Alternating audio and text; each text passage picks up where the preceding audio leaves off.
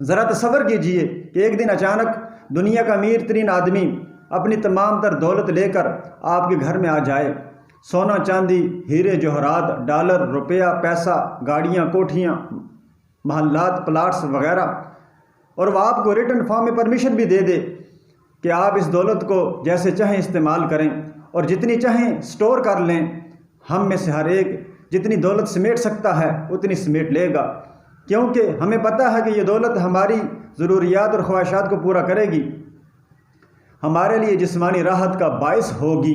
ایک مزدور کسی کے ہاں مزدوری کرتا ہے تو 8-9 گھنٹے کام کرنے کے بعد اسے طے شدہ مزدوری دے دی جاتی ہے۔ کبھی ایسا بھی ہو جاتا ہے کہ مزدوری تو 1000 روپیہ طے تھی، لیکن مالک نے دیکھا کہ مزدور غریب آدمی ہے، اس کی ضروریات آمدنی سے زیادہ ہیں، تو وہ اسے روٹین سے زیادہ 1500 یا 2000 روپے تک دے دیتا ہے۔ ہم نے دیکھا ہے کہ مختلف چیزوں کے ریٹس اپ ڈاؤن ہوتے رہتے ہیں، جیسے پھل، سبزیاں وغیرہ۔ ایسا بھی ہوتا ہے کہ ایک چیز جو عموماً بہت مہنگی ہوتی ہے لیکن کچھ ٹائم کے لیے بہت سستی ہو جاتی ہے۔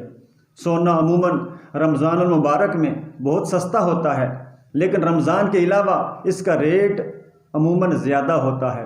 حالانکہ رمضان اور غیر رمضان کے سونے کی مقدار اور کوالٹی میں کوئی فرق نہیں ہوتا۔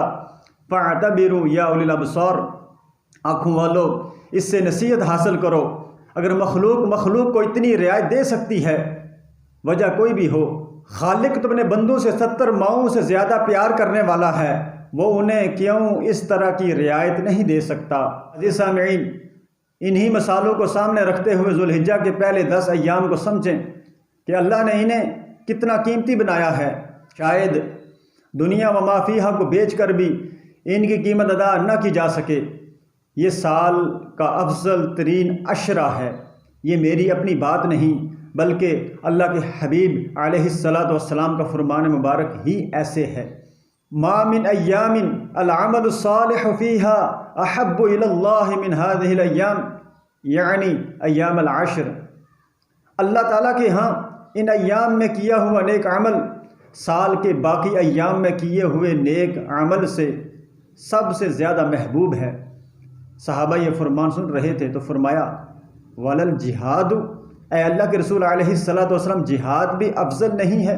ایک آدمی سال کے باقی ایام میں جہاد کرتا ہے اور ان ایام میں کوئی اور نیک عمل کرتا ہے تو وہ جہاد بھی اس نیک عمل کا مقابلہ نہیں کر سکتا؟ آپ نے فرمایا وَلَلْ جِہَادُ، ہاں جہاد بھی مقابلہ نہیں کر سکتا، إِلَّا رَجُلٌ خَرَجَ يُخَاطِرُ بِنَفْسِهِ وَمَالِهِ فَلَمْ يَرْجِعْ بِشَيْءٍ، مگر وہ مجاہد، وہ آدمی جو مال و جان دونوں خطرے میں ڈال کر گھر سے جہاد و قتال کرنے کے لیے نکلتا ہے، پھر دونوں میں سے کچھ واپس لے کر نہیں آتا، مال بھی لٹ جاتا ہے اور خود شہید ہو جاتا ہے، تو اس آدمی کے عمل کا مقابلہ کوئی نہیں کر سکتا، چاہے وہ ان ایام کے اندر کرے یا کسی اور دن کرے۔ سال کے کسی دن بھی جہاد کرتا ہے، اپنے مال کو لٹاتا ہے، اپنی جان کو لٹاتا ہے، تو اس کا اجر و ثواب اتنا زیادہ ہے کہ کوئی آدمی اس کا مقابلہ نہیں کر سکتا۔ یہاں کوئی کہہ سکتا ہے کہ کیا یہ عاشرہ رمضان کے عاشرے سے بھی افضل ہے؟ تو اس کا جواب یہ ہے کہ رمضان کے عاشرے کی راتیں افضل ہیں اور ان کے دن افضل ہیں، اس لیے کہ ان میں یوم العرفہ آتا ہے۔ عرفہ جس کے بارے میں آقا علیہ السلام کا فرمان مبارک ہے الحج العرفہ، کہ عرفہ کے میدان میں وقوف کرنا ہی حج ہے۔ ایک آدمی، ایک حاجی حج کے سارے اعمال کرتا ہے، سارے ارکان پورے کر دیتا ہے، لیکن عرفہ کے میدان میں وقوف نہیں کرتا تو اس کا حج نہیں ہوتا۔ اگر صاحب استطاعت ہے تو آئندہ زندگی کے اندر سے دوبارہ حج کرنا پڑے گا۔ اور مسلم شریف کی روایت ہے ما من یوم اکثر ان یعتق اللہ فیہ عبیدا من النار من یوم عرفہ، کہ اللہ تعالیٰ سب سے زیادہ جس دن اپنے بندوں کو جہنم سے آزادی دلاتا ہے وہ یوم عرفہ کا دن ہی ہے۔ اور مسند احمد، ابن حبان اور حاکم کی روایت ہے ان اللہ یباہی بأہل عرفات اہل السماء فیقول لهم انظروا الی عبادی جاؤنی شعثا غبرا، اللہ تعالیٰ اہل عرفہ کے بارے میں آسمان والوں سے فخر کے ساتھ یہ فرماتا ہے، میرے بندوں کی طرف دیکھو، یہ میرے پاس گرد و غبار میں اٹے ہوئے آئے ہیں، اور یہی وہ دن ہے کہ جس دن ہمارے دین کی تکمیل ہوئی تھی۔ عمر ابن الخطاب رضی اللہ تعالیٰ عنہ کو ایک یہودی نے کہا کہ تمہارے دین کے اندر ایک ایسی آیت نازل ہوئی ہے، اگر دین موسوی میں نازل ہوئی ہوتی تو ہم اس دن کو عید کے طور پہ مناتے۔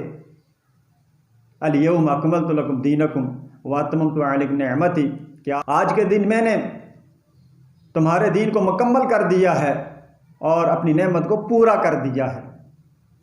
تو جواباً عمر بن الخطاب رضی اللہ تعالیٰ عنہ نے فرمایا تھا کہ مجھے علم ہے کہ وہ کون سا دن تھا اور نبی علیہ الصلاۃ والسلام کہاں تشریف فرما تھے، کہاں وقوف کر رہے تھے، تو یہ آیت نازل ہوئی تھی۔ عرفہ کا دن تھا اور جمعے کا دن تھا۔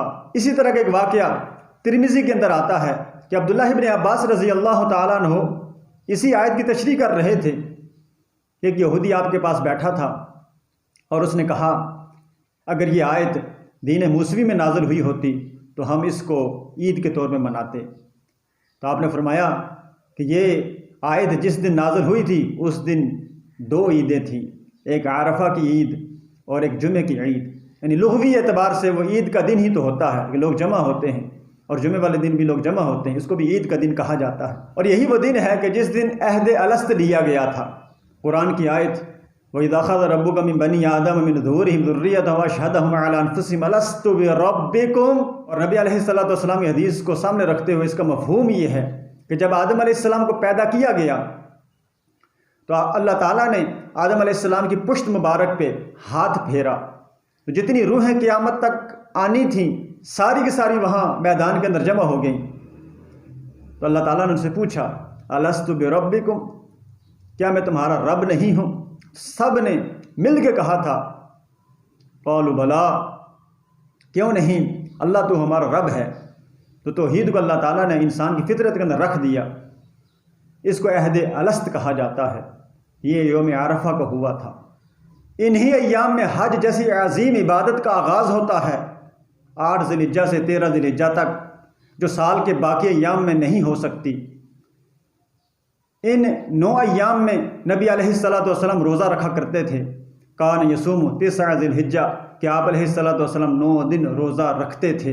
اس عشرے کے آخری دن سنت ابراہیمی اور سنت رسول علیہ الصلاۃ والسلام کو ادا کرتے ہوئے قربانی کی جاتی ہے۔ ان تمام عبادات کے جمع ہونے کی وجہ سے اور نبی علیہ الصلاۃ والسلام کے فرامین کو سامنے رکھتے ہوئے یہ سال کا افضل ترین عاشرہ ہے۔